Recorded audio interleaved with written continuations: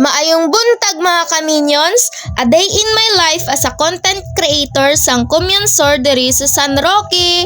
I'm 15 years old students. Wag nang magpaligoy-ligoy pa. Mag-follow ka na, baka i-follow back pa kita. Kaya let's go! Ngayon nga mga ka-minions, samahan nyo akong magtutor ng maliit naming bahay. Una ko pong ipapakita sa inyo ang kung ano ang meron sa loob ng aming maliit na bahay. Kaya tara, samahan nyo ako. Let's go! Papasok tayo dito mga ka-minions. Yan lang ito yung palagi naming kinakainan mga ka-minions. Yan yung, tapos ito yung labahan namin mamaya namin gagawin. Ito yung tinutulugan ko. Wala pang, di ko pa naligpit pala, himos. Di ko pa naligpit, no? Mamaya ko na iligpit yan. Itutor ko muna kayo sa naming maliit na bahay. Tapos dito, wait lang, papasigahin ko lang yung pinailaw ko. Nandito si mama, tumutulog, tsaka yung kapatid ko. Ang liit lang ng space namin na. Yan lang yung bahay namin, no? Kaya nga nagpa-vlog ako, diba?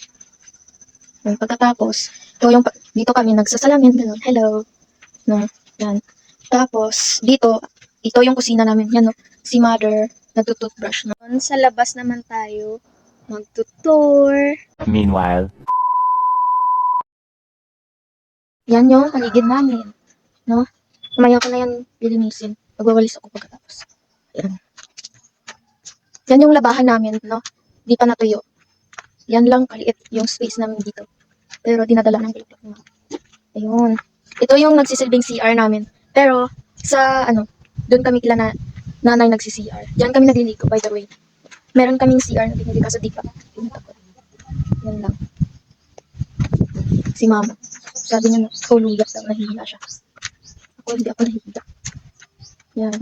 So, natapos ko na mag-tutor sa aming bahay. Sige, mamaya ko na lang kayo i-update mga ka-minions kasi hihiramin pa ni mama yung cellphone. Hindi ko na mapatuloy yung vlog na pagsasaing.